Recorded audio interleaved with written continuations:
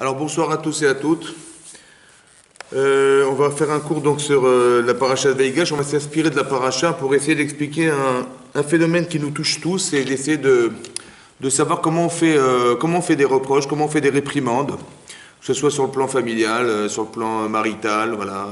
On a du mal à se faire comprendre et des fois on n'a pas souvent les nerfs pour expliquer ou pour pouvoir se justifier ou bien pour pouvoir faire réprimande à qui que ce soit, tout en sachant qu'on est un petit peu dans la vexation quand on fait un reproche à quelqu'un et c'est très difficile de le faire accepter et on a du mal à trouver les moyens de faire un reproche qui soit un reproche efficace, c'est-à-dire un reproche qui puisse amener la personne, quand elle est reprochée, à être rapprochée. C'est ce que j'ai dit, le titre du sujet ce soir, c'est faire un reproche, non pas pour éloigner la personne de soi, mais pour l'aider.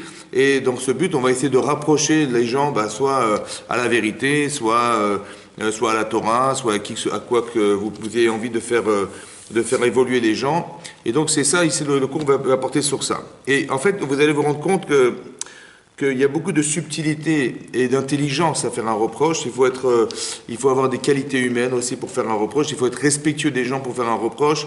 Il faut avoir une intelligence aussi, savoir comment on parle, avec qui on s'adresse et à qui on s'adresse. Et donc ici, on va voir que dans la paracha de Vaïgash, il y a une véritable problématique qui est fondamentale, qui est relevée par la Torah dans les parachas précédentes, dans la paracha de Vaïeshev, par exemple.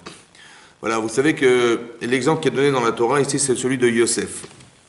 Yosef va dire du mal de ses frères. Voilà, c'est marqué, il va y avoir Dibatam Ra'el Aviem. À chaque fois qu'il va voir quelque chose de mal chez ses frères, dit Rashi, dit la Torah, Rashi nous explique qu'il va à chaque fois dire du mal des frères de ses frères qui sont les enfants de Léa. Et finalement, il s'avère que tout ce qu'il a pu dire, tout ce qu'il a pu rapporter à son père, c'était des choses qui étaient carrément fausses. Et donc, vous imaginez pour des gens qui se sentent des tzadikim, des gens qui sont vertueux et qui ont des vraies valeurs, de se sentir bafoués par cet enfant qui va dire du mal d'eux, alors que ça n'est pas justifié.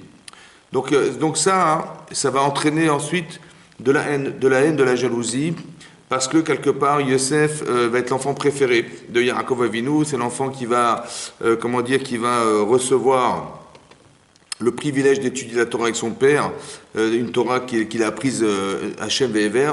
Et donc, c'est ce privilège, le fait qu'ensuite il lui offre une kétonet passim, un vêtement de qualité, un vêtement de couleur, de beaucoup de couleurs, et qui va être un vêtement de fine laine. Donc, il y a quelque part un privilège. Il a un rapport privilégié avec son père, et ça, ce rapport dérange. Et la finalité, c'est que Yosef va raconter ses rêves.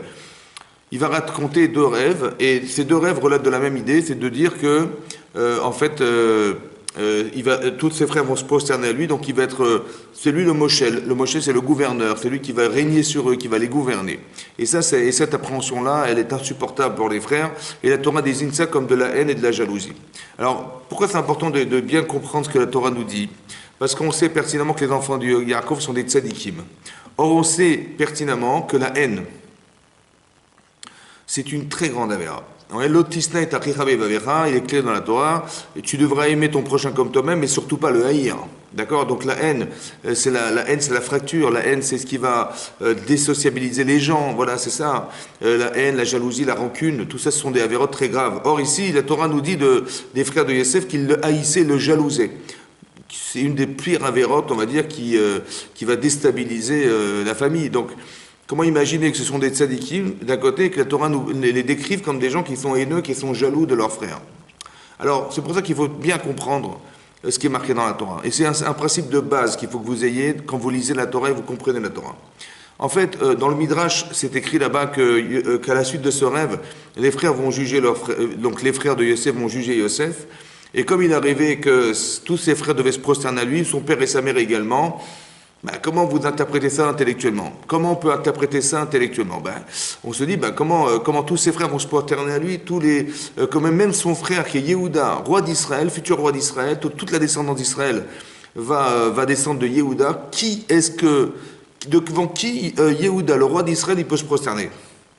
Ce qui est impossible, vous comprenez? Donc au niveau de la hiérarchie de la famille, on sait que le concentré du peuple juif se retrouve dans 12 hommes.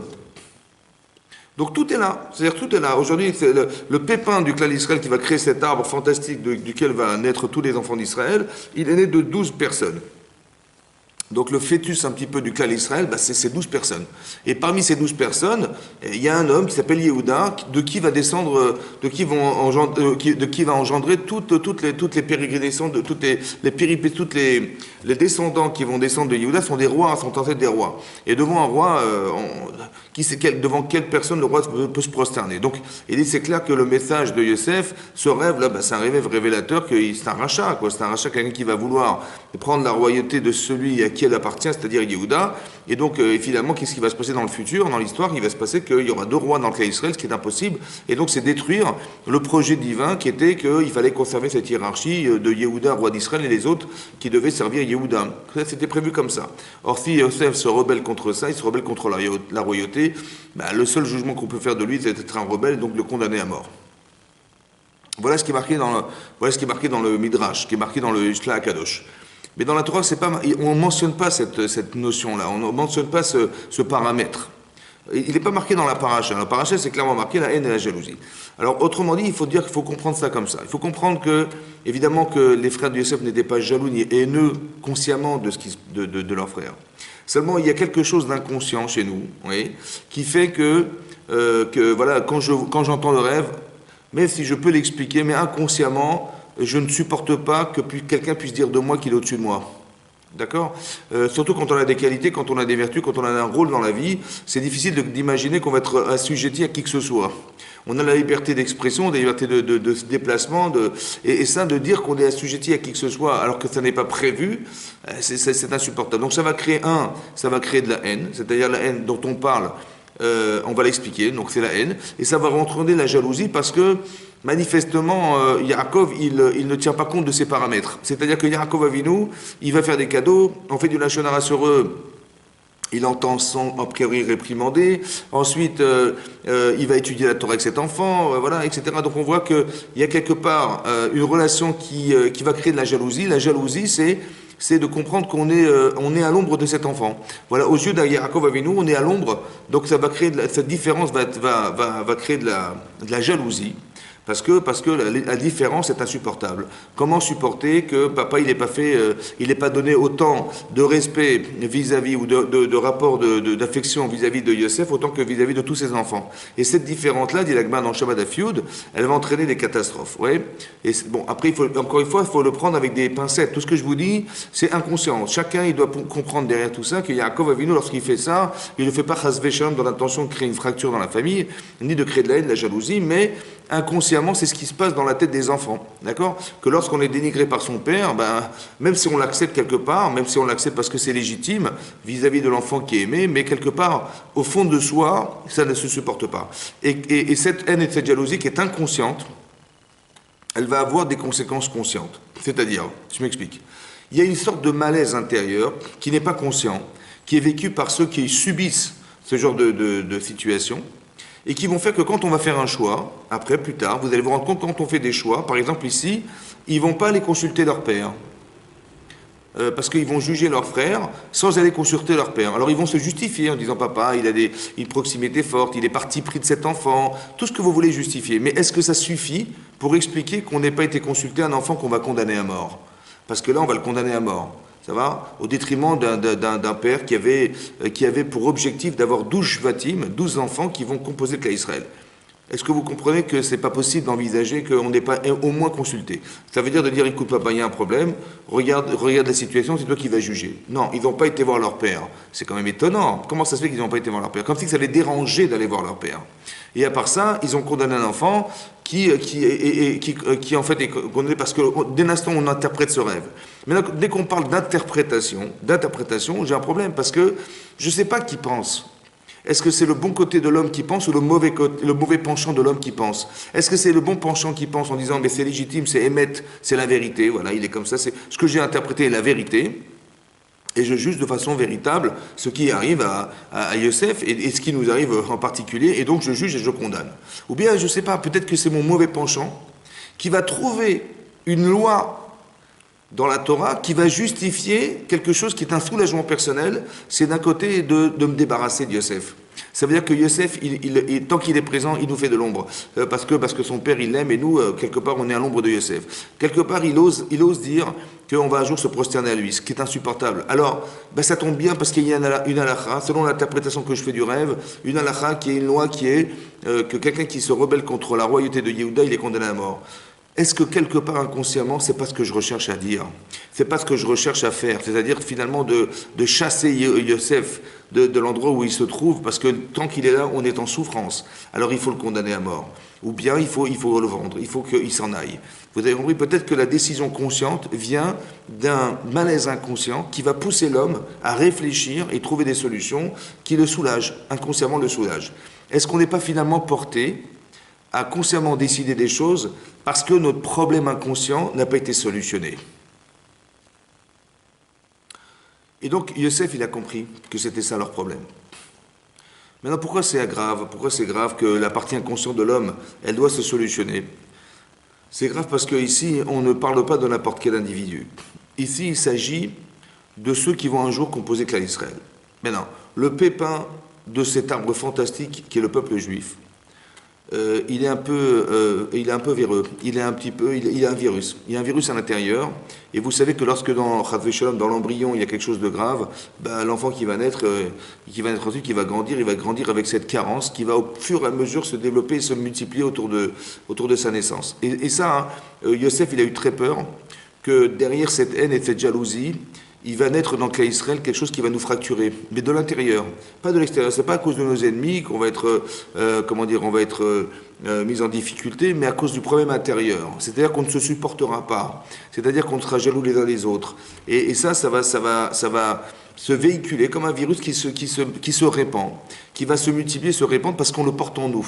Et donc Yosef, il va essayer d'éliminer ce virus. Il va essayer d'éliminer ce problème. Il faut faire teshuva.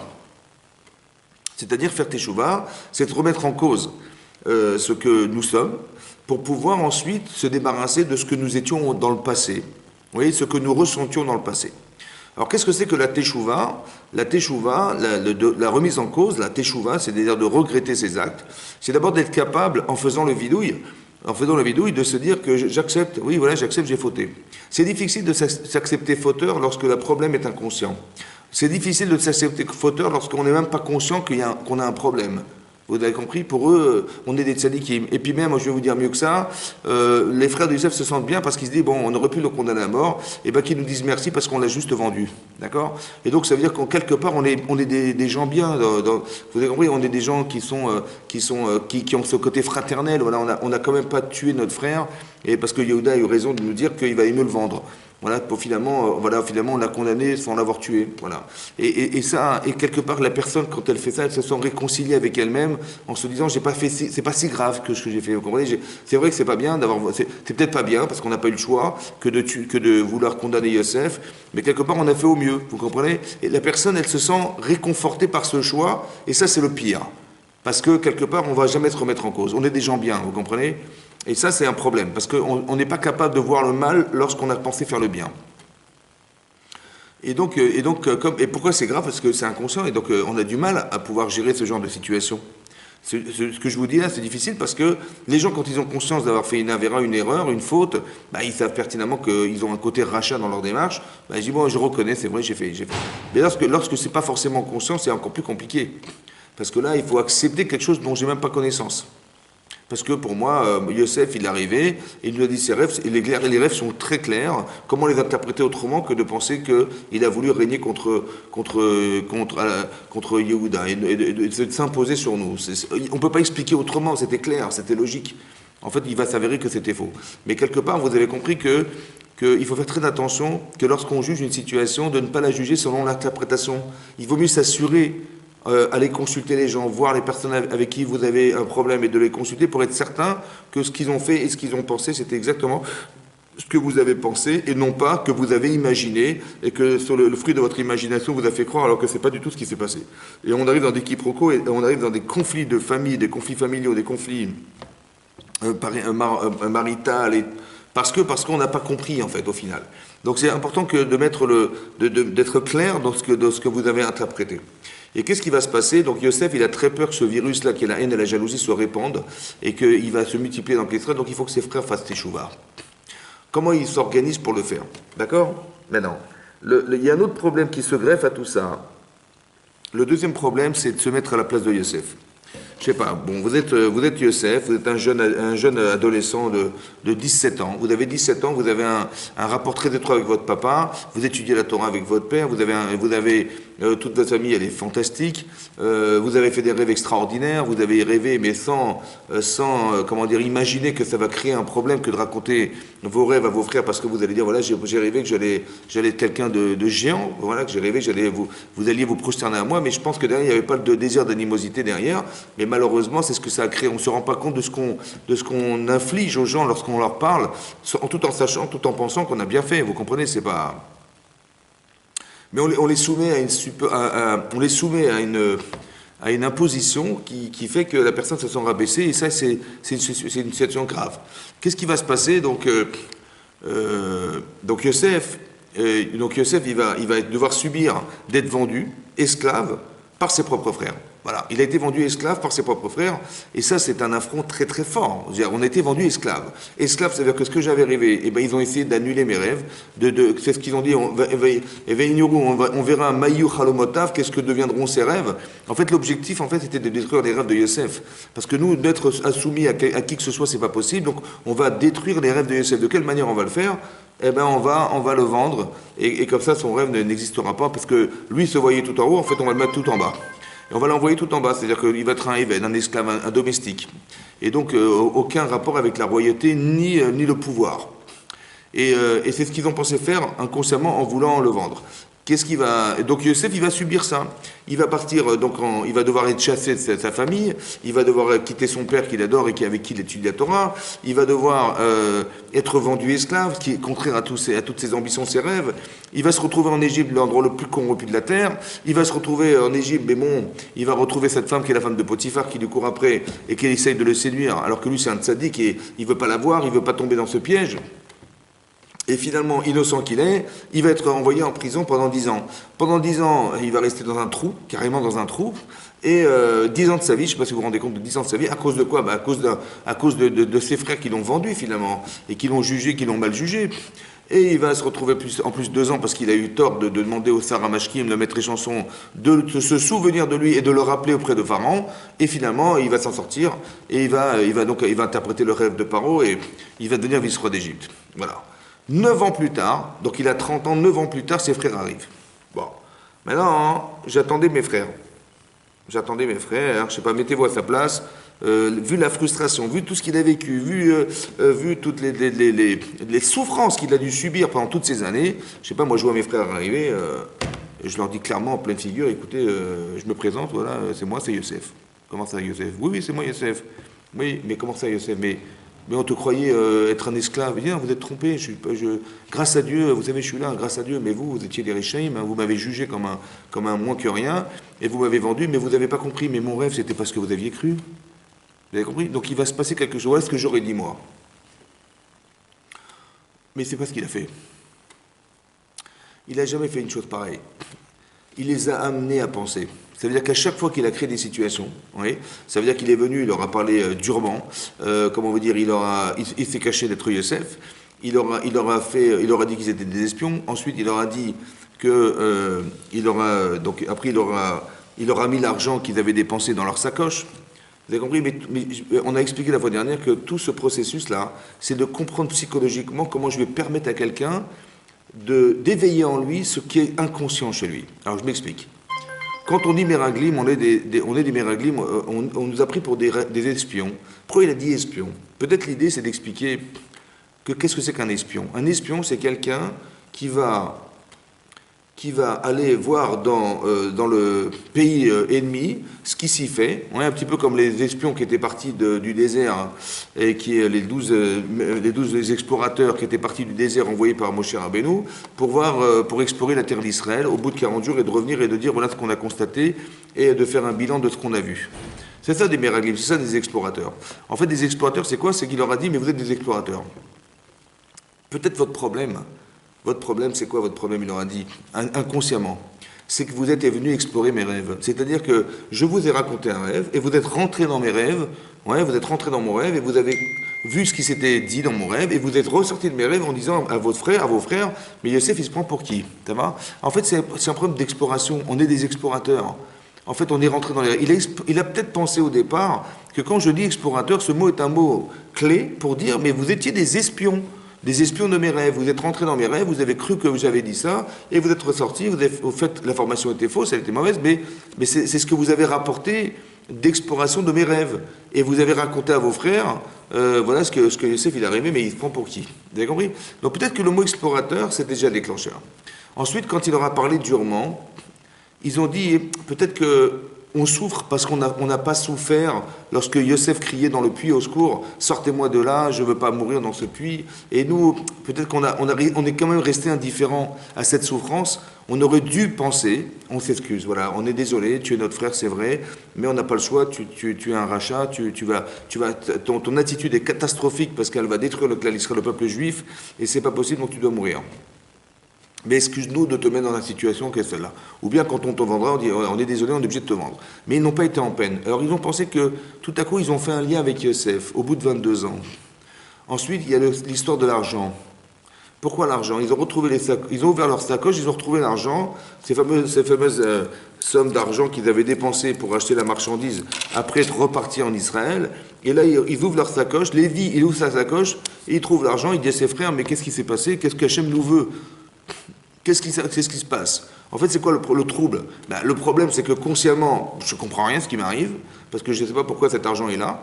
Oui, et inconsciemment, mon cerveau, il résonne inconsciemment et il me dit, quand tu vois l'argent, tu te dis, mais cet argent-là, c'est l'argent qu'on a dû dépenser. Mais cet argent, s'il est dans la sacoche, c'est que le vendeur qui nous a vendu la marchandise n'a pas son argent. Mais s'il n'a pas son argent, inconsciemment, je vous parle, il y a un raisonnement conscient que vous faites. C'est-à-dire, vous voyez que les vendeurs, finalement, n'ont pas reçu l'argent. Les vendeurs n'ont pas reçu, ils vont porter plainte. On va nous rechercher. La police va nous trouver.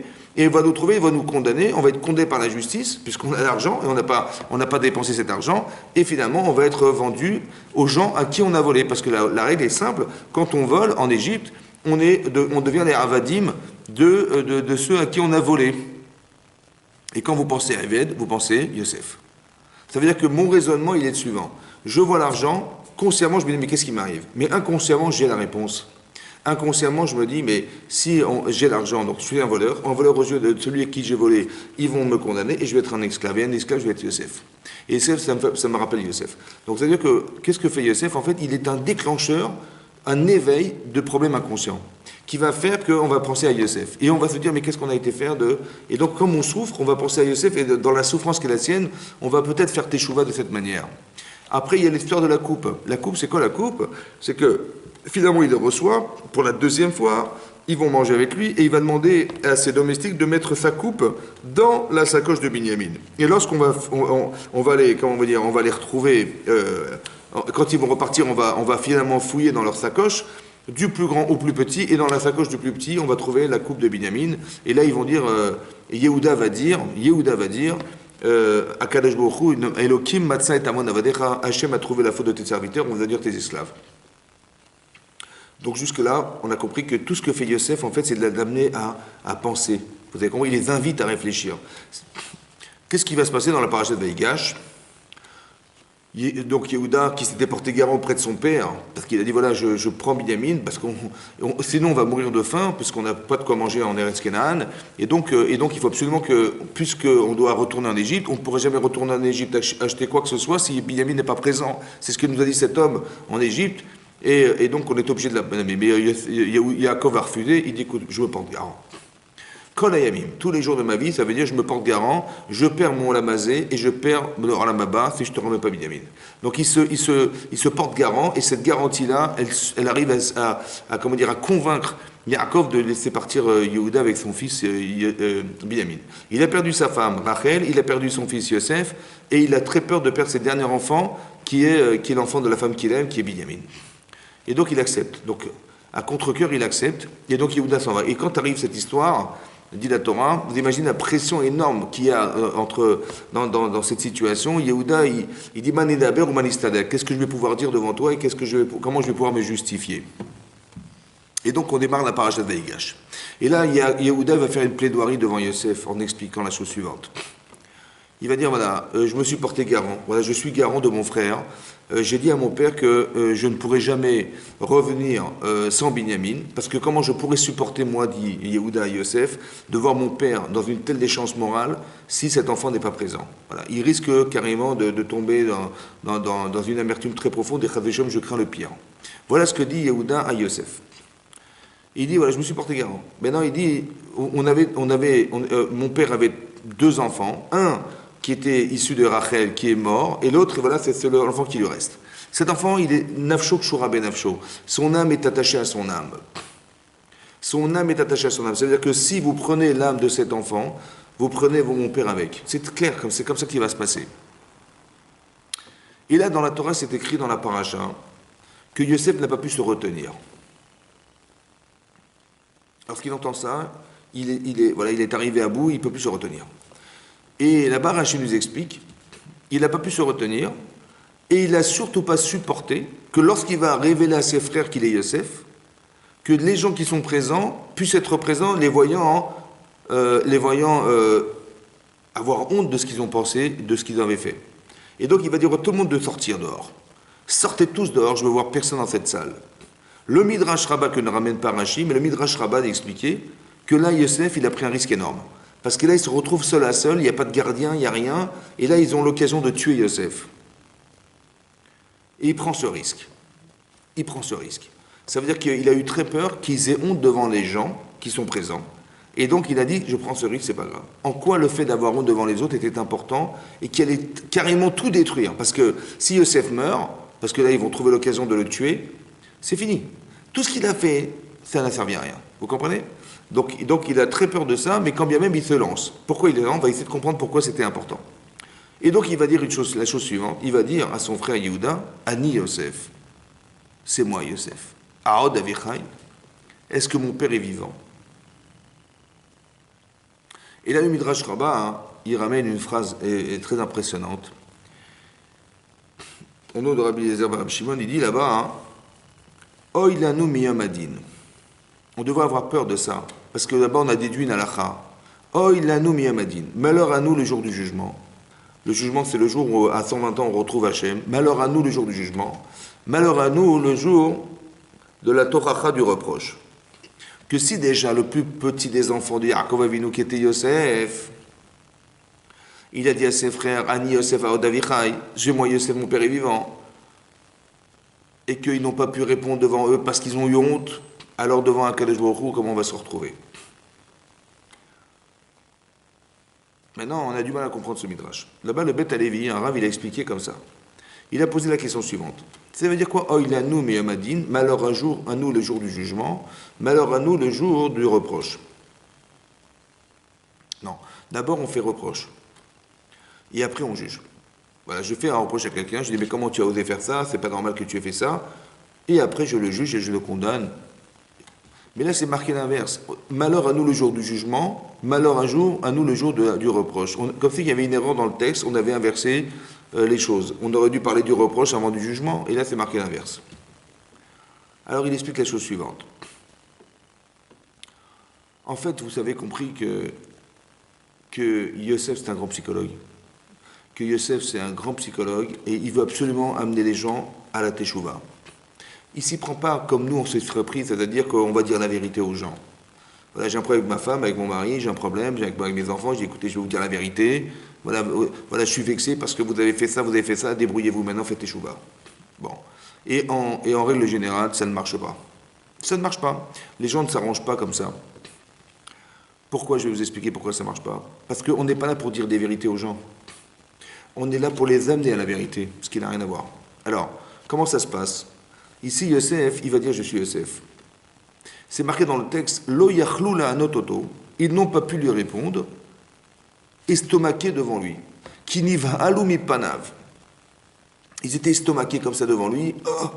Bon, en fait, qu'est-ce qu'ils ont entendu ? Ils ont entendu « je suis Yosef ». Mince, comment ça Yosef ? Mais oui, c'est moi Yosef.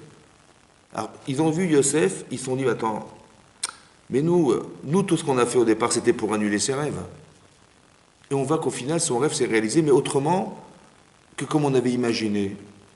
Ça veut dire qu'en fait, on s'est trompé. Vous avez compris? On s'est juste trompé, quoi. Ça veut dire, nous, on a cru qu'il était roi d'Israël, et que c'est ça qui a fait qu'on l'a condamné, n'est-ce pas? On s'est rendu compte que c'était rien à voir avec roi d'Israël, c'était roi d'Égypte. Basse. Ça veut dire qu'on l'a vendu pour rien. Ça veut dire que mon père, il a porté le deuil d'un enfant pendant 22 ans pour rien. Il a pleuré pendant 22 ans pour rien. On lui a fait subir des souffrances incroyables, chassé de sa famille, rendu esclave pour rien. Il a dû subir la prison pour rien. Il a dû être pourchassé par cette femme pour rien.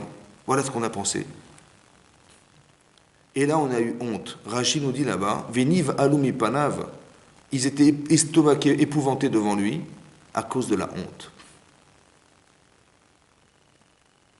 On a évité une honte et on a provoqué une honte.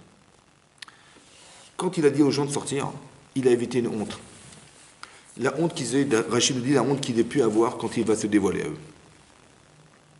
En fait, vous avez compris qu'il y a deux hontes. Il y a une honte interdite et il y a une honte permise. Il y a une honte qui est à mettre en valeur. Il y a deux hontes. Il y a deux styles de honte. En fait, on dit des clan d'Israël, vous savez qu'on est des juifs, et on a ce qu'on appelle des simanim, c'est-à-dire des signes distinctifs qui nous désignent comme étant des juifs. Comme ça, l'Agma dans Yevamot explique là-bas, dans le traité d'Yevamot, l'Agma dit que les Bnei Israël, ils ont des simanim, des signes. Lesquels? Bon, on est baïchanim, on est des gens qui ont honte. On est gomlech hasadim, on est des gens qui font du bien. Et on est rachmanim, on a pitié. Si quelqu'un n'a pas pitié, c'est un problème. Si quelqu'un n'a pas de honte, il n'est pas honteux, c'est un problème. Ça veut dire que chas v'shalom, c'est possible que dans ses ancêtres, il y ait des gens qui ne soient pas très cachers, ou des gens qui ne sont carrément pas juifs, on ne sait pas. C'est possible même qu'il n'était même pas présent sur le mont Sinaï, dit le Ramban. Ça veut dire qu'on a des qualités qui sont issues de Avot, d'Avraham, Yitzhak, Yaakov, et de tous ceux qui ont travaillé sur eux pendant toutes les générations qui nous ont précédés, qui ont fait de nous des gens qui ont honte. On a honte. Voilà, naturellement on a honte. Maintenant, qu'est-ce que c'est que la honte? En général, aujourd'hui, vous savez, les gens, dans le monde moderne, on dit, vous savez, il faut enlever tout ce qui est tabou, toutes les facettes de ce qui vous fait de vous des gens honteux. Parce que la honte, c'est la fragilité. Vous comprenez, quand vous avez honte, vous êtes fragile, vous n'êtes pas vous-même, et c'est pas bien. Il faut être sûr de vous, il faut avoir des forces, il faut être convaincu, d'accord? Et donc, on va éliminer tout ce qui peut nous faire honte. Donc, on va pouvoir atteindre même des niveaux d'insolence. Parce qu'il ne faut pas avoir honte dans la vie. Nous, c'est l'inverse. On pense qu'on doit avoir honte. Pourquoi on doit avoir honte?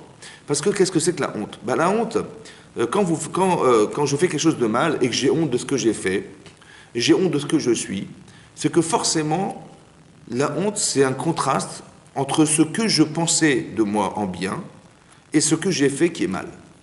Et donc, j'ai honte d'être mal. Ça veut dire que le révélateur d'une construction humaine, c'est d'avoir honte.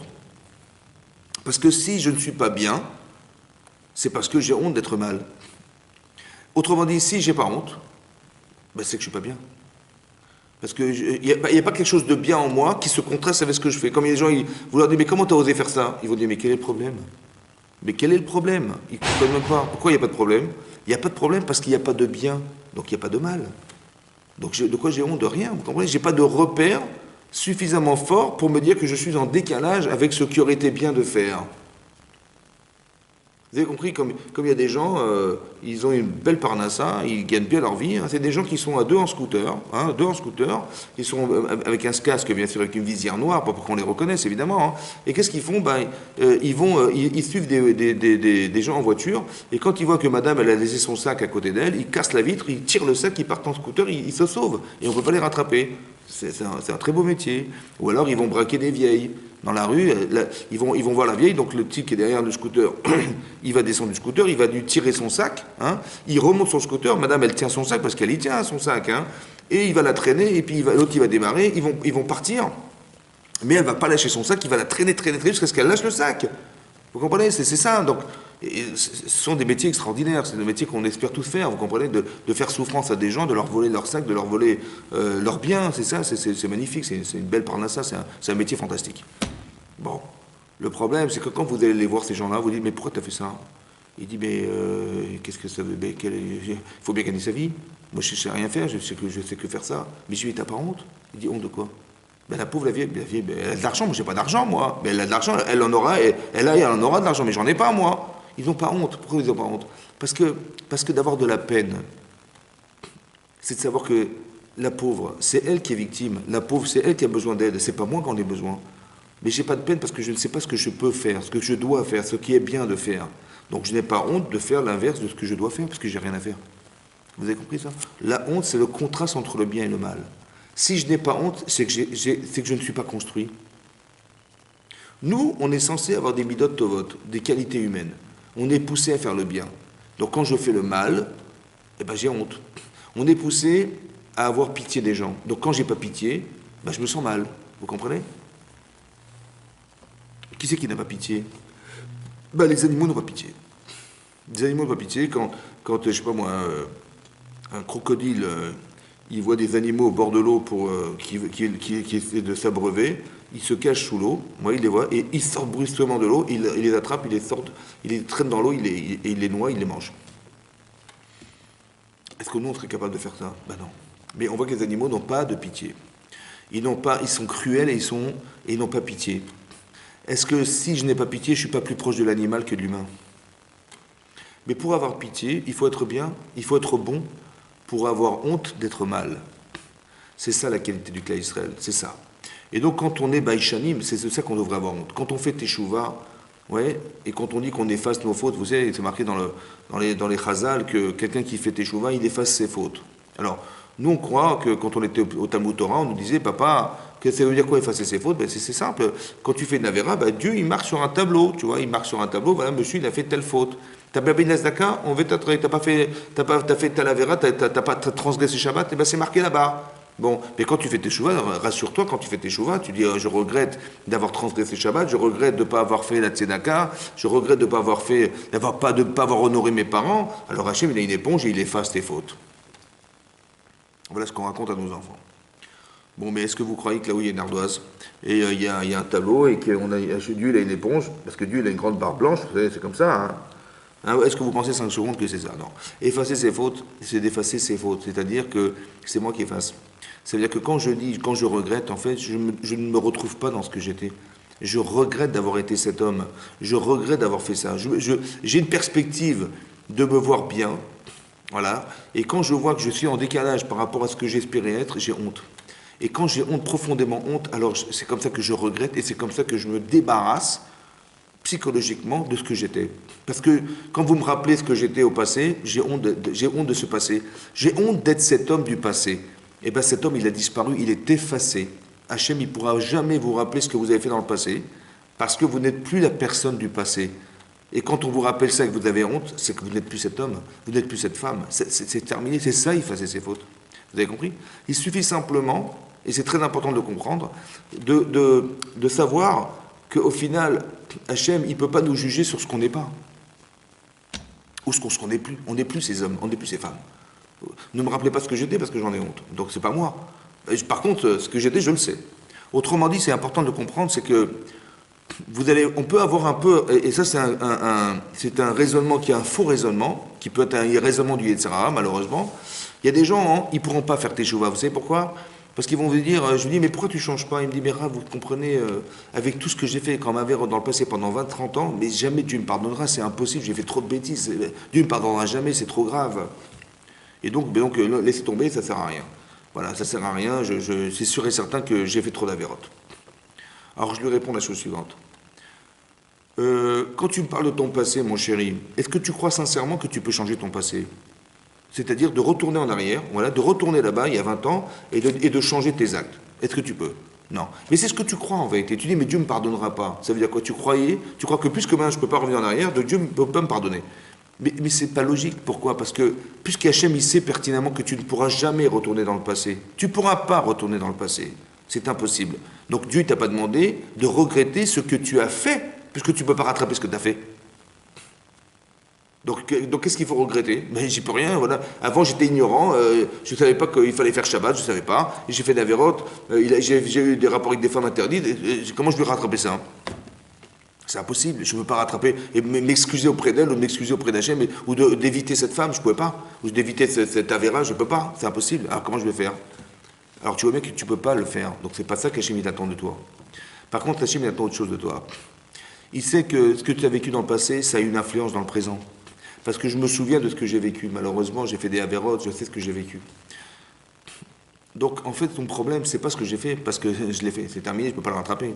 Par contre, les influences du passé, la mémoire du passé, je l'ai. Et cette mémoire du passé, elle est présente. Parce que ce que vous avez fait dans le passé n'existe plus, hein, c'est passé. C'est dans les photos de l'album. Mais ce passé-là, on ne peut pas le rattraper. Par contre, ce souvenir du passé est présent. Donc, si ce souvenir du passé est présent, je risque de me tromper au présent à cause de mon passé. À cause de l'influence que j'ai vécue dans mon passé. Et c'est ça qui est problématique. Or, si tout le concentré de ma vie, toute ma vie entière, elle est concentrée dans la seconde où je vous parle. Toute ma vie, voilà, tout mon âge, les expériences, le passé, tout ce que j'ai vécu, tout ce que j'ai accepté, tout ce que j'ai fait, c'est présent. C'est là, maintenant c'est là, c'est moi. C'est moi. Donc, en vérité, mon passé, c'est quoi? En termes d'histoire du passé, je comprends, mais en termes d'expérience du passé, l'expérience du passé, mais l'expérience, c'est mon vécu, c'est moi, c'est mon présent. Le concentré de toutes les expériences, le concentré de tout ce que j'étais, c'est mon âge, c'est la seconde où je vous parle. Donc si mon passé, en vérité, c'est mon présent, c'est tout mon présent, alors si je fais toujours à votre présent, est-ce que je ne change pas toute ma vie? Ben oui, oui. Ça veut dire que si par exemple vous dites, mais à cause de mon passé, voilà, j'étais Mechalel Shabbat, je transgressais Shabbat, j'allais prendre ma voiture, ça c'est interdit aujourd'hui, mais jamais, plus jamais je ferai une chose pareille. J'avais ouvert ma boutique Shabbat, mais jamais plus je ferai une chose pareille. Je respectais pas mes parents, mais jamais plus je ferai une chose pareille. Je sais ce qui est marqué dans la Torah et j'ai honte d'avoir été en décalage. Maintenant que j'ai honte, donc si tout mon passé m'a permis au présent d'avoir honte de ce que j'étais, donc je ne suis plus cet homme, puisque j'en ai honte. Puisque j'en ai honte, c'est plus ça. Donc Hachem, il ne peut pas me rappeler ce que j'étais, puisque je ne suis plus cette personne. Je m'appelais comme ça, je m'appelle autrement. Je ne suis pas la personne du passé. C'est ça qui est extraordinaire dans la Teshuvah. C'est pour ça que le Rambam, il ramène ce qui est marqué dans la Gemara de Rosh Hashanah, qui dit que quand quelqu'un fait Teshuvah, même une seconde avant de mourir, l'homme maskirim lo kolmaz. On ne lui rappellera jamais ce qu'il a fait dans le passé. Mais pourquoi on ne lui rappellera pas? Mais il y a un casier judiciaire qui est énorme. On ne lui rappellera pas, vous savez pourquoi? Parce que la personne d'hier n'est pas la personne d'aujourd'hui. Ça n'est plus la même. Et quand vous lui dites, mais comment tu as pu faire ça? Je dis, mais j'ai honte, j'ai honte de moi, je ne recommencerai jamais plus ça. Ça ne correspond plus à rien pour moi, vous comprenez? C'est ça que c'est extraordinaire. Ça veut dire qu'il faudrait qu'on ait honte de soi-même. Mais surtout pas qu'on nous fasse honte. Je m'explique.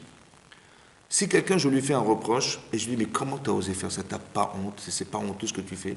En fait, le problème, c'est que je me confronte à quelque chose qui est l'amour-propre. Et quand je fais honte à la personne, en fait, évidemment, par réflexe, elle va se braquer, et par réflexe, elle va refuser de l'entendre. D'où je sais, parce qu'ici, c'est marqué dans la Torah une chose incroyable. C'est marqué dans la paracha hein, que lorsqu'il aura dit « Je suis Yosef, mon père est vivant », entre guillemets, il aura dit ça. C'est moi Yosef. Il a dit à Yehuda, c'est moi Yosef. Mon père est vivant. Ça veut dire, selon tes dires, tu dis, mais vous avez compris, monsieur, que si vous gardez cet enfant Binyamin, vous tuez mon père. Donc tu juges que je suis criminel. Il dit, oui, tout à fait, vous êtes un criminel. Je suis désolé, de garder cet enfant, c'est criminel. Tu as jugé? Oui. C'est ça qui est marqué dans le Midrash. D'abord, tu juges, et après, tu acceptes le reproche. Il a jugé, Yehuda, que Yosef était un criminel de garder son frère. Parce que de garder Binyamin, c'était tuer son père. Alors il lui a dit, dis-moi, mon père est vivant? Ça veut dire, mais qui c'est qui m'a vendu? C'est toi. Et tu savais pertinemment, toi, que j'étais attaché à mon père et mon père était très attaché à moi, autant qu'il est attaché à Binyamin, tu savais, oui. Donc pourquoi tu n'as pas pensé, quand il s'agissait de moi, tu n'as pas pensé que tu allais tuer ton père? Mais quand il s'agit de Binyamin, tout à coup tu penses. N'est-ce pas qu'inconsciemment, il y a quelque chose qui nous différencie entre Binyamin et moi, n'est-ce pas? C'est ça que je voulais que tu avoues. Vous avez compris? Donc qu'est-ce qui lui a permis d'accepter et de ne pas pouvoir répondre? C'est parce que Yosef, il l'a fait juger de la situation.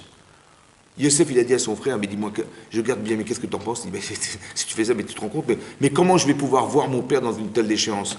Mais quand tu m'as vendu, pourquoi tu as supporté de voir ton père dans le deuil et tu es parti et tu n'as pas essayé de me ramener à la maison?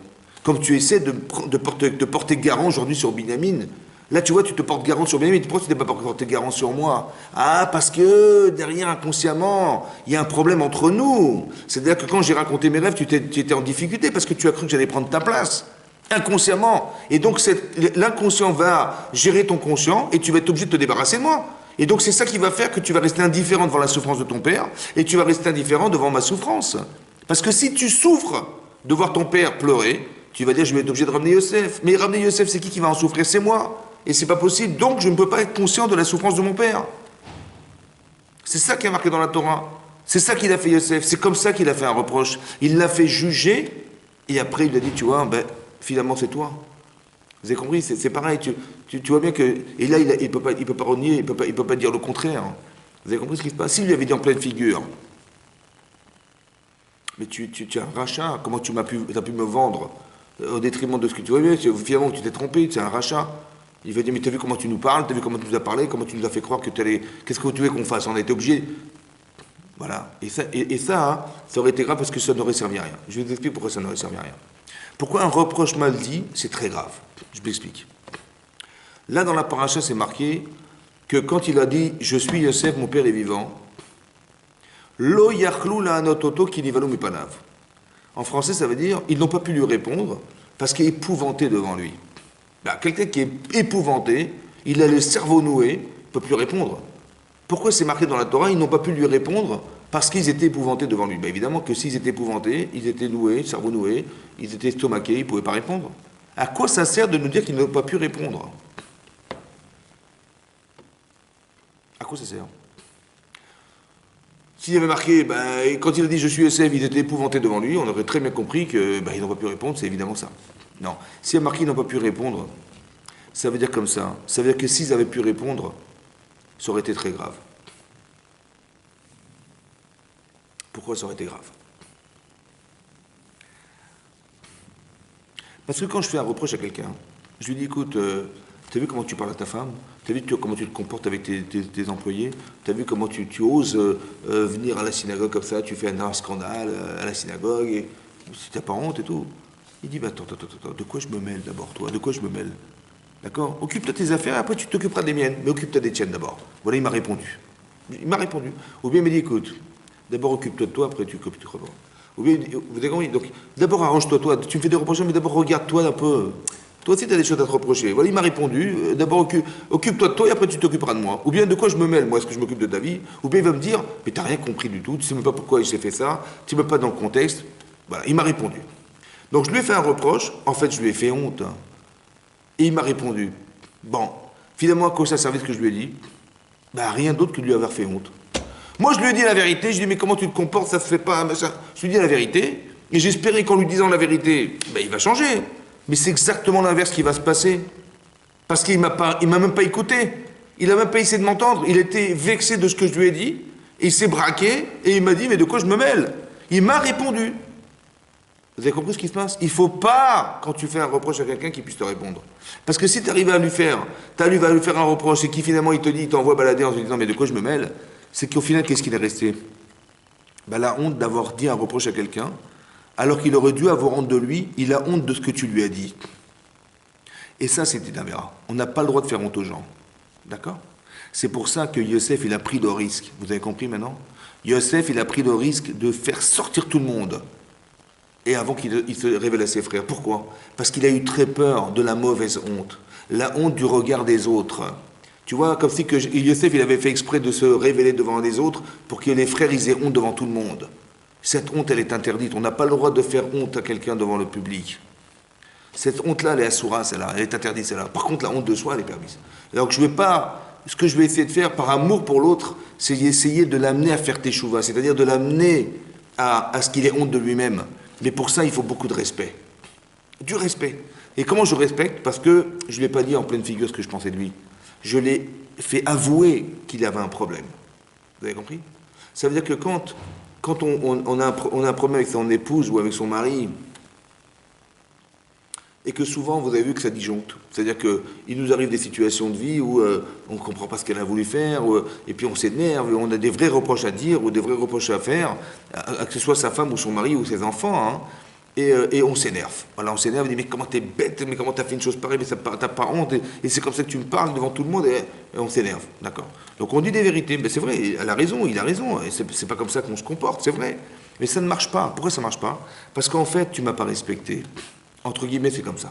J'ai un problème avec quelqu'un, mais le problème, quand on fait reproche aux gens, en général, on ne parle que des problèmes. C'est-à-dire, comment tu as pu faire ça, tu n'as pas honte d'avoir fait ça, ça ne se fait pas ce que tu as fait, ce que tu as dit, ça ne se fait pas. Bon, la personne, elle entend ça, et dit, bon, ben merci beaucoup de m'avoir dit que j'étais nul, Razak, d'accord? Non. En fait, j'aurais tellement aimé que tu me dises ce que j'aurais dû faire, pas ce que je n'aurais pas pu faire. Parce que le problème que je sais pas, moi tu me dis je suis un rachat, ouais, écoute, ben, je sais que je suis un rachat, hein, je le sais, mais j'espérais que tu me donnes une solution, d'accord, et que tu me respectes au lieu de me rappeler. Non seulement je sais que j'ai un problème, mais en plus tu me rappelles que je suis bête, tu me rappelles que j'ai mal agi, que j'ai mal parlé, tu me rappelles, ben, j'ai pas besoin que tu me rappelles, je le sais déjà. Donc si c'est pour me dire des choses pareilles, tu peux rester chez toi. C'est pour ça qu'il y a de la violence dans le rapport, c'est-à-dire que tu parles de moi comme ça, tu me respectes pas, mais occupe-toi de ta vie, va t'occuper de toi d'abord. C'est ça le genre de réponse. Il ne faut pas qu'on puisse répondre. Ça veut dire qu'on doit comprendre derrière ce principe que la personne à qui je parle, elle doit comprendre que je le dis pour son bien. Je dois l'amener à faire teshuva, pas que je l'oblige à faire teshuva, d'accord? Et quand on nous oblige à faire quelque chose, jamais, jamais on acceptera une chose pareille. Parce que c'est désobligeant, parce qu'on a son amour propre, parce on doit être respecté par les autres, vous comprenez? Et donc ça, le fait qu'on ne soit pas respecté, comme si on utilisait cet argument pour nous descendre, comme si on utilisait cet argument pour nous rabaisser. C'est comme ça que c'est perçu par ces personnes qui le reçoivent. Et c'est pas ça qu'on voulait faire, moi je voulais t'aider.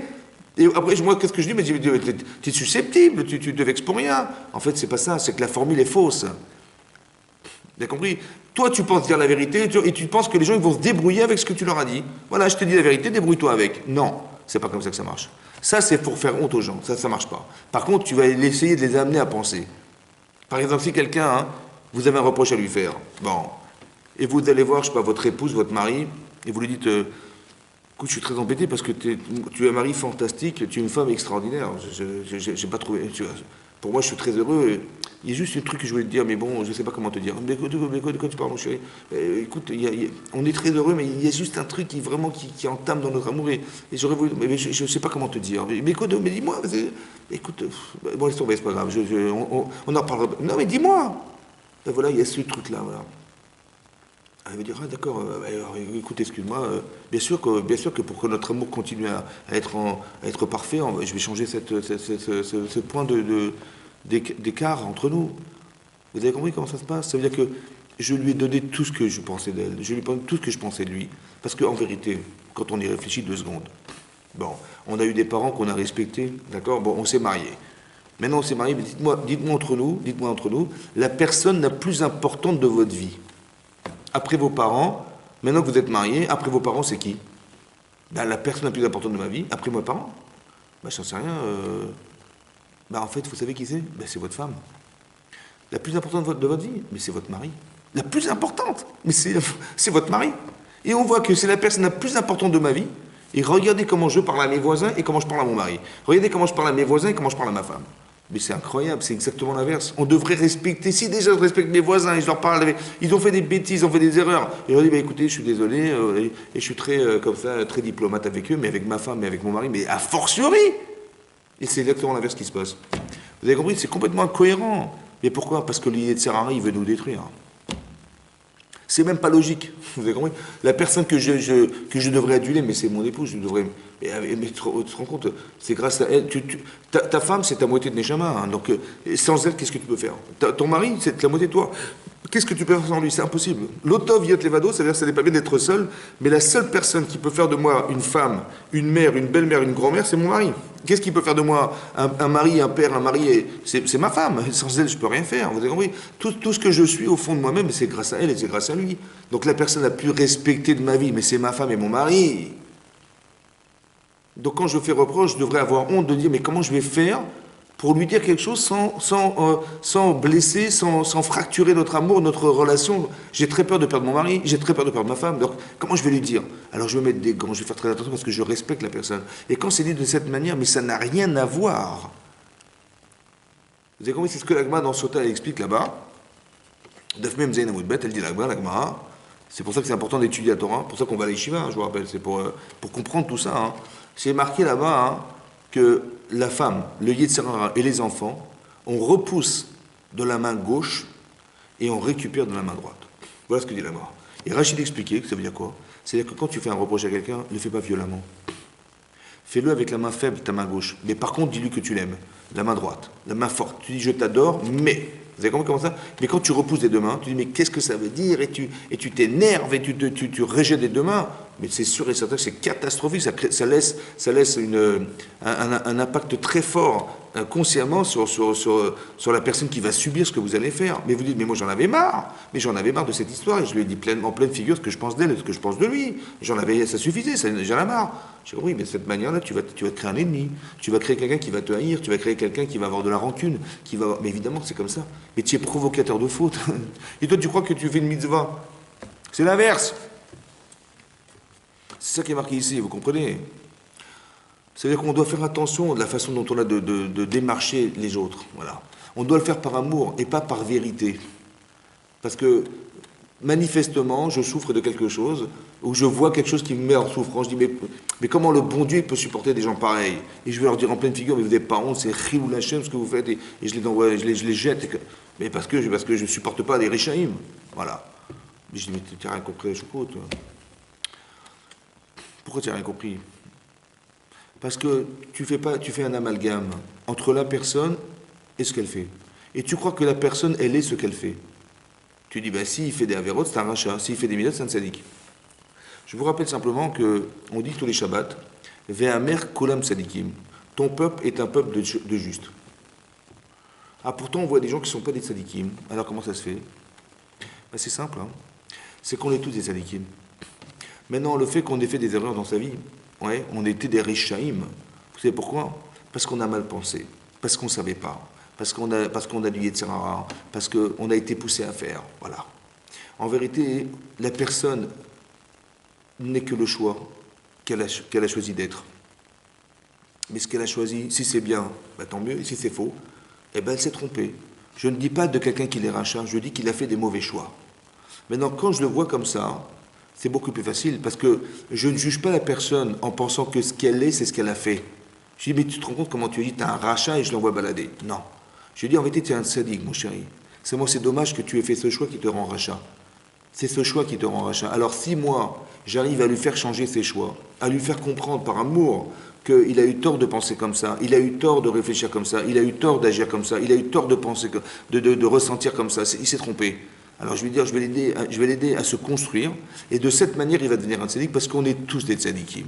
Ça n'existe pas des Réchaïm. Les Réchaïm, ce sont des gens qui, momentanément, ont fait un faux choix. Vous avez compris? Rappelez-vous de ce principe. La vie est éternelle. La vie est éternelle. La faute est momentanée. Mais la vie est éternelle. Je sais que les Juifs, ils sont vivants à l'éternité, pour l'éternité. Donc s'il a fauté, ça n'est que momentané. Je ne peux pas dire que la faute, c'est son éternité. Ça n'est pas possible. Il a fauté, donc éternellement, il restera un rachat dans ma vie. Non! Arrêtez de penser comme ça. C'est faux. On est tous des tzadikim, seulement on fait des faux choix, on dérape. Et donc là, c'est un dérapage. Et donc si je le réfléchis comme un dérapage, je sais ce que je vais pouvoir faire pour le remettre sur la route. Et pas dire, mais de toute façon, c'est quelqu'un que je ne peux plus supporter de voir. Mais vu comme il agit, vu les convictions que j'ai dans la Torah, vu les convictions que j'ai dans la vie professionnelle, dans la vie sociale, il est complètement contraire, il va dans le sens contraire de l'autoroute. Mais il est dangereux, il nous fait peur celui-là. Et je le jette. Non!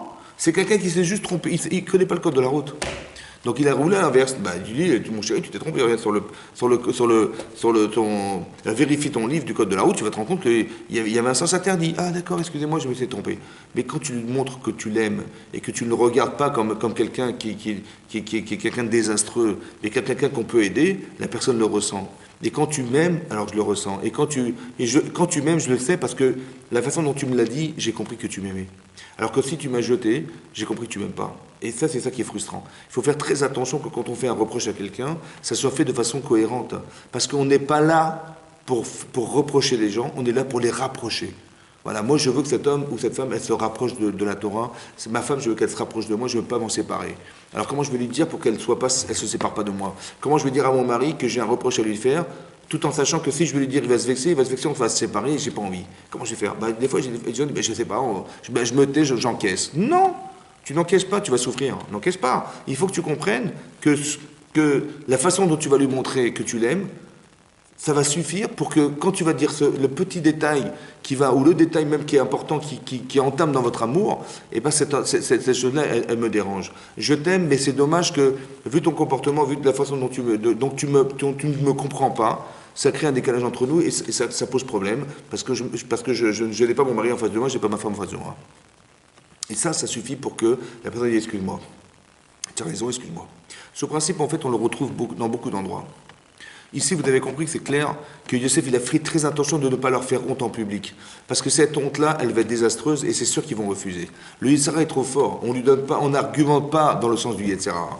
Par contre, dans le kavod, dans la réalité de la personne, dans sa réalité proche, je respecte la personne, donc je ne lui ai pas dit ce qu'elle avait jamais un reproche. Je l'ai amené à penser. Je lui ai dit, écoute, je garde Binyamin, qu'est-ce que tu penses? Il me dit, mais si tu gardes Binyamin, je juge que tu tues mon père. Je dis, bon, tu l'as jugé? Ok, bah c'est moi Yosef.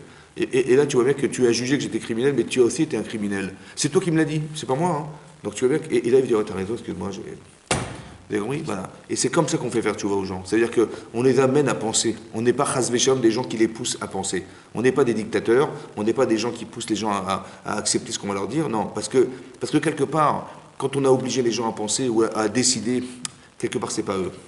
On les a obligés à faire teshuva parce qu'ils ont eu peur. Voilà. Il y a des gens qui vont faire. Ils vont dire vous allez tous sur le Kéinam, vous allez tous mourir, vous allez tous. Et il faut faire teshuva, on n'a pas le choix, qu'est-ce que vous voulez qu'on fasse? Et vous avez compris la peine que vous faites Hachem. Mais ce genre de discours, en fait, il n'amène pas concrètement à un amour, à comprendre que c'est nécessaire que je m'arrange. Non, comme si j'étais obligé d'accepter la religion, j'étais obligé d'accepter. Mais non, c'est pas comme ça que ça marche. Il faut comprendre que tout est cohérent, tout est logique, tout est psychologique, c'est ça la Torah, c'est ça le Hémet. Quand vous étudiez les halachot du Rambam dans la Teshuvah, mais c'était un psychologue extraordinaire, le Rambam. C'est-à-dire qu'on n'a rien, il n'y a rien du tout de mystique dans tout ça, il n'y a rien de mystique dans tout ça. Donc il faut bien comprendre que tout est cohérent, tout est logique. Et juste que nous, on comprenne que tout est humain. Qui aime chayenu, ve'orech yamenu. La Torah, c'est notre vie, et c'est la longévité de notre vie. Donc si c'est notre vie, c'est-à-dire que c'est socialement cohérent. C'est humainement cohérent. C'est que ça qu'on ne réfléchit pas à dire, bah, écoute, c'est comme ça. Voilà, il faut que tu acceptes. Et, en fait, comme si que des gens qui sont en fait vexés parce qu'ils ont vu autour d'eux des gens qui ne respectaient pas la Torah ou qui ne respectaient pas la loi, quelle qu'elle soit. Ouais, on les traite de rachats ou des gens qui sont contraires à la société ou qui vont dans le sens contraire à la société. On les bafoue et on les... En fait, qu'est-ce qui se passe? En fait, je vais dire un reproche à quelqu'un, mais je vais lui faire mal. Sous prétexte que monsieur ne respecte pas la loi. Le problème que j'ai en vérité dans cette relation-là, c'est que moi je respecte plus la loi que l'humain. Ce qui n'est pas normal. Je vous explique pourquoi c'est pas normal. Parce que dans la Torah, c'est marqué la chose suivante. C'est marqué dans la paracha d'Acharemot, c'est marqué là-bas, Vachai Bahem. On vit par elle. On vit par les mitzvot. On vit par les mitzvot, c'est marqué Vachai Bahem. On vit par la loi. Et la Gemara de déduire, mais on ne meurt pas de la loi. Ça veut dire que si quelqu'un, chas v'shalom, il est mourant Shabbat, oui, ben, si je respecte la loi, je vais dire, écoute, je suis désolé, je ne peux pas transgresser Shabbat, je suis désolé, ben, tu vas mourir. Ben, je respecte la loi. Non. La loi, elle est tributaire de la vie. C'est-à-dire que si la personne est mourante, tu dois, toi, transgresser la Torah, toi, pour qu'il vive. Pourquoi? Parce que la vie est plus importante que la loi. Or, nous, ce qu'on fait, c'est l'inverse. On fait respecter la loi au détriment de la vie. C'est-à-dire que j'ai un problème avec mes enfants, ils ont fait une avéra, je vais les tuer pour dire mais comment vous avez eu parente et comment ça se fait et qu'est-ce que vous croyez, c'est grave ce que vous faites et tout ça, et je vais les envoyer balader. Ou il y a des gens, ils ont des enfants qui ne sont pas dans la Torah, ouais, qui sont pas dans la Torah, et qu'est-ce qu'ils font? Ils me disent mais c'est quoi cet enfant? Il fait que des catastrophes. Ils vont le mettre dehors carrément. Sous prétexte qu'ils ne respectent pas la loi. Mais j'ai pas compris, mais ton enfant il n'est pas plus fort que la loi. Tu dois vivre avec, il doit vivre ton enfant. Par contre, si tu penses que la loi est prioritaire, bah oui, tu vas le mettre dehors. Mais c'est pas la loi qui est prioritaire, c'est la vie qui est prioritaire. Tu veux bien que toi, tu dois transgresser Shabbat, la loi, pour que la personne vive. Ça veut dire qu'il faut faire très attention quand on fait un reproche, de bien comprendre ce principe. Quand tu fais reproche, ne le fais pas parce que tu respectes la loi. Et fais respecter la loi. Non, fais-le par amour pour la personne, parce que c'est elle qui est prioritaire. Maintenant, quand tu dis à la personne, écoute, tu dois vivre. Mais ce que tu fais est contraire à ce que tu dois vivre. Parce que quand tu mens, il y a quelque chose qui ne va pas. Quand tu triches, il y a quelque chose qui ne va pas. Quand tu fais des avérotes, c'est clair que dans la Torah, quand on a la croyance de Hachem et de la Torah, on sait pertinemment que chaque avéra, elle n'a pas d'avenir. Ça ne peut pas continuer longtemps. Ça va continuer que ça durera, mais ça ne pourra pas être éternel. Donc ça veut dire que si ça n'a pas d'avenir, quelqu'un qui ment toute la journée, ça n'a pas d'avenir. Combien de temps il va mentir? Quelqu'un qui triche, combien de temps ça va durer? Il va se faire attraper un jour. Vous comprenez que quand on va à l'encontre des rouages que la Torah nous donne, qui sont les lois de la Torah, c'est évidemment comme ça que ça n'aura pas d'avenir. Alors je lui dis, écoute mon chéri, c'est dommage parce que tu verras que ça va s'arrêter un jour.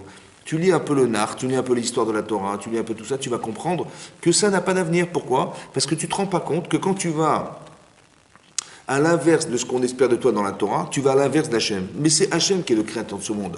C'est lui qui a mis les rouages et qui a mis les systèmes dans lesquels tu dois pouvoir vivre.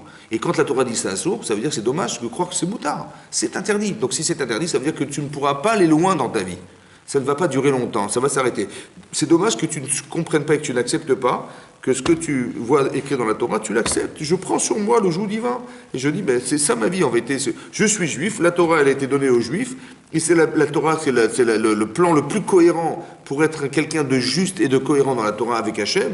Ben, j'accepte, évidemment, parce que je sais que quand je vais à l'encontre de ça, je ne vais pas à l'encontre de la loi, je n'ai pas pris un sens interdit, j'ai été à l'encontre d'Hachem, de celui qui me fait vivre. Donc ça veut dire que vous avez compris que ça ne sert à rien de continuer à croire qu'on va y arriver. Ça ne sert à rien. Et si ça marche, c'est grave. Ça veut dire qu'on est foutu, quoi. Donc il ne faut pas que on perde notre lame bas sous prétexte que Hachem il nous a abandonnés. Non, il faut qu'on sache que quand on va à l'encontre de la Torah, on va à l'encontre de sa propre vie. Donc quand je l'ai compris, j'ai dit, bon ben, si je suis juif, j'ai accepté la Torah, et Hachem il veut que j'arrive au lame bas pour l'éternité, il faut que j'atteigne quelque chose qui va dans le sens de l'éternité. Ben, c'est d'accepter la Torah. Je le comprends. Donc quand je vais à l'encontre de ça, je vais dans le sens inversé de ce que je sais, ben, j'ai honte. Je me dis, mais non, il ne faut pas que ça. Et c'est comme ça qu'on explique aux gens. On dit qu'est-ce qu'on a à gagner d'être quelqu'un et qu'est-ce qu'on a à perdre de faire l'inverse. Donc, quand on montre cette démarche-là, on n'est pas dans le reproche. On dit c'est plutôt dommage. Tu es quelqu'un de bien, tu es un tzaddik, tu es un juif, tu es caché. C'est dommage. Tu as la potentialité d'être né juif. D'accord? Tu sais combien il y a de gens qui ont le peu de monde dans l'univers, dans toute la Terre, qui n'ont pas cette chance, la tienne? Il y a 7,5 milliards de gens sur la Terre, il n'y a que 15 millions de juifs. Tu te rends compte? Tu fais un parti de 1 2 millième de la population mondiale. 1 2 millième. Il y a de la chance quand même. Ben, c'est dommage que tu gâches cette occasion, non? Donc quand je lui dis ça, je dis, ben oui, ben, au moins médite-le. Et quand tu médites ça, tu dis, ouais, c'est vrai, c'est pas bête. Peut-être ça vaut le coup que je corresponde à ce personnage. Et quand simplement tu le sais, ça te permet d'avoir honte d'être l'inverse. C'est pour ça qu'il faut faire très attention quand on parle à ses enfants, quand on parle à son mari, quand on parle à sa femme, faire très attention de ne pas affecter la relation. Parce que quand on veut faire bien en faisant des reproches, il faut faire très attention parce qu'on risque de faire l'inverse. Et on risque de tomber dans le panneau. Dans la paracha, c'est marqué une autre chose. C'est marqué ici que quand Yosef, il leur a dit, je suis Yosef, mon frère, mon père est vivant, on voit qu'il n'a pas eu de haine contre ses frères. Il leur a dit, vous savez, vous avez pensé le mal, mais Hachem, il m'a mis là pour vous nourrir. Il a pensé que le bien. Ça ne peut se comprendre ça que dès l'instant où vous avez compris ce que je vous ai dit. C'est-à-dire que quand je sais que je ne regarde pas les gens selon ce qu'ils font, mais selon ce qu'ils sont, ce sont tous des tzadikim. Mes frères sont des tzadikim. Ils ont juste mal interprété mon rêve. Alors je suis capable de dire, si c'est une erreur de compréhension, je vais faire en sorte qu'ils vont comprendre autrement et je vais faire teshuva à mes frères. Vous avez compris? Et quand on se sera débarrassé de ce qui nous sépare, alors on est des tzadikim. C'est ça, ouais. Et donc il faut être très conscient de ce que je vous dis ce soir pour pouvoir faire un vrai reproche à quelqu'un. Maintenant, qu'est-ce qui va se passer? Il va retrouver son frère. Et là, c'est marqué dans la Torah, c'est marqué qu'il va retrouver Binyamin, son frère, il va tomber sur le cou de Binyamin, et Binyamin va tomber sur le cou de Yosef, ils vont pleurer. Bon, alors le sens littéral, a priori, c'est, écoutez, des frères qui ne se sont pas vus pendant 22 ans, ouais, et son frère, il avait à peine 9 ans quand il a été vendu esclave, 8-9 ans, je veux dire, je comprends que Yosef, il a retrouvé son frère, il pleure de le retrouver, d'émotion, de retrouver son frère, autant que Binyamin, il retrouve son frère qu'il n'a pratiquement pas vu dans sa vie, il le retrouve, bien sûr qu'il va pleurer d'émotion, évidemment. Rachid dit autrement. Rachid dit, il amène une Gemara dans Megillah Daf Zayin, Rachid, dans le Chumash, il dit là-bas que quand Yosef, il a retrouvé son frère, il a pleuré, sur le cou de Binyamin. Et Rachid dit qu'il a vu, en prophétie, le roi HaKodesh, que le Beth Amikdash, les deux Beth Amikdash qui vont être construits sur le territoire de Binyamin vont être détruits. Et il va pleurer de voir la destruction du temple. Et Binyamin, il va voir en prophétie en Roi HaKodesh, à ce moment précis-là où il retrouve son frère, il va voir le Mishkan Shiloh, qui est le Mishkan, le sanctuaire, qui a été construit avant qu'on ait fait le Beth Amikdash, qu'on ait construit le Beth Amikdash, qui était sur le territoire de Yosef. Mais qu'est-ce que ça a à voir avec la situation? Pourquoi Hachem il aura montré cette vision-là du Khorban Habayit, la destruction du temple? Alors peut-être l'idée c'est la suivante. D'origine, la Torah dans la Parashat Vaïshev nous a dit que ce qui a engendré la vente de Yosef, c'est la jalousie et la haine. Le Beth Amikdash, il a été détruit à cause de quoi? Le deuxième temple, à cause de la haine gratuite. Ça vous dit rien? Ben, la haine gratuite, c'est la haine gratuite de Yosef. Gratuite. Ça veut dire qu'il a dit, il a raconté ses rêves, il a reçu des cadeaux de son père, il a un rapport privilégié avec lui. Yosef, il est spécial, mais cette différence, elle nous dérange, elle nous rend jaloux et elle nous rend haineux. Mais c'est gratuit, vous comprenez ou pas? La haine gratuite. C'est pas qu'il m'a fait quelque chose de mal et je lui en veux. Non, non, c'est gratuit. Ça veut dire que Yosef, il a fait teshuva à ses frères. Et ça a duré, la teshuva, elle a marché jusqu'à la destruction du temple. Et quand il a vu la destruction du temple, c'est là qu'il a compris que ce qu'il a fait, ça a marché, mais ça n'a pas suffi. Ça veut dire qu'au plus profond de nous-mêmes, on engendre ce que nous sommes. Mais non, s'il reste un petit peu de ce virus de la haine gratuite, on va l'engendrer dans nos enfants. Jusqu'à ce que ça puisse, que la teshuva, elle ait marché, on a regretté, jusqu'au moment donné où ça s'est éteint. Il n'y a plus de regret. Et il reste que la petite faute qui nous reste, c'est la haine gratuite. C'est ça qu'il a vu. Pourquoi ce coup de Binyamin? Pourquoi le Beth Amikdash? Le coup de Binyamin, pourquoi le Beth Amikdash? Parce que ce qui sépare le corps de la tête, c'est le cou. La partie pensante, c'est le cerveau, le corps. En vérité, le Beth Amikdash, qu'est-ce que c'est que le Beth Amikdash? Le Beth Amikdash, c'est le lien, comme le cou, qui relie le haut du bas. C'est-à-dire qui relie le ciel à la terre. Vous avez un problème, vous allez au Beth Amikdash, vous apportez votre korban, et ça va expier vos fautes, et ça vous répare le problème que vous avez avec Hachem. En fait, le lien qui existe entre le haut et le bas, entre le ciel et la terre, c'est le Beth Amikdash, c'est le cou en fait. C'est ça. Et donc, pourquoi le territoire de Binyamin? Parce que c'est grâce à qui que les frères de Yosef ont fait Teshuva? C'est grâce à Binyamin. C'est lui qui a fait le shalom au final entre ses frères et lui. C'est qui va faire le shalom? C'est lui. Donc c'est pour ça qu'il va avoir un Beth Amikdash qui fera le shalom, qui fera la paix entre les hommes et Hachem. Et Yosef, qui a été l'élu d'intermédiaire, qui a permis de faire Teshuva, il aura le Mishkan Shiloh. Vous avez compris pas? Donc quand Yosef il voit que le Beth Amikdash est détruit, il a compris que la Teshuva qu'il a dû faire qu'il a dû faire pour que ses frères aient plus de haine contre lui, elle n'a pas marché jusqu'au bout. C'est pour ça qu'il a pleuré. C'est pour ça qu'aujourd'hui la haine, elle reste encore présente. C'est pour ça qu'aujourd'hui on doit faire des efforts et de multiples efforts pour être en famille déjà, s'aimer les uns les autres. Profiter de l'occasion qu'on a de faire du chesed, de profiter de l'occasion d'avoir de l'empathie, de montrer combien on est fraternel, combien on est proche des autres, combien on a envie que le cas israélien soit solide et qu'il soit concentré, que finalement la Gola c'est l'exil et la Géoula c'est la délivrance. Gola, Géoula, c'est quoi la différence entre la Gola et la Géoula en hébreu? La Gola c'est Gimel Vav la Medhe, la Géoula c'est Gimel Aleph Vav la Medhe. En vérité, c'est quoi la différence? C'est le Aleph. Le Aleph, c'est qu'on soit un. Echad, c'est-à-dire qu'on est désunis. On est éparpillés dans le monde. Mais on aurait tellement aimé qu'on soit Echad, qu'on soit un. Un, ça veut dire qu'il n'y a rien qui nous différencie. Et toutes les différences, elles sont acceptées. On est riche de nos différences. Pourquoi nos différences nous dérangent? Pourquoi la haine? Pourquoi la jalousie? Pourquoi la rancune? Pourquoi? On est Echad. C'est ça qu'on espère. Et si on est en Gola, c'est qu'il nous manque le Echad. Si on est en exil aujourd'hui, c'est qu'il nous manque ce Echad, il nous manque le ciment qui nous aurait nous lier. Que si on est différent, tant mieux qu'on soit différent, mais que nos différences elles puissent être exploitées pour faire de nous un pays, un peuple riche de nos différences. Et pas qu'on va vouloir être jaloux de l'autre parce qu'il a plus que moi, parce qu'il est plus intelligent que moi, parce qu'il est plus beau que moi. C'est dommage. On a chacun une fonction qui nous est propre. Alors faisons en sorte que nos différences s'associent et qu'on puisse être un peuple solide et que Be'ezrat Hashem, ça puisse faire de nous un peuple qui apportera, qui arrivera à atteindre la Géoula Be'ezrat Hashem. Voilà. C'est ce qu'on se souhaite et que par ce srout-là, par le srout de toutes les mitzvot, voilà, que ça amène la réfouche les mains à tous ceux qui sont malades dans le clan Israël et que ça puisse amener Be'ezrat Hashem très prochainement la Géoula. Amen Keni Ratson. Merci beaucoup de m'avoir suivi. J'espère qu'on se retrouvera très prochainement. Amen.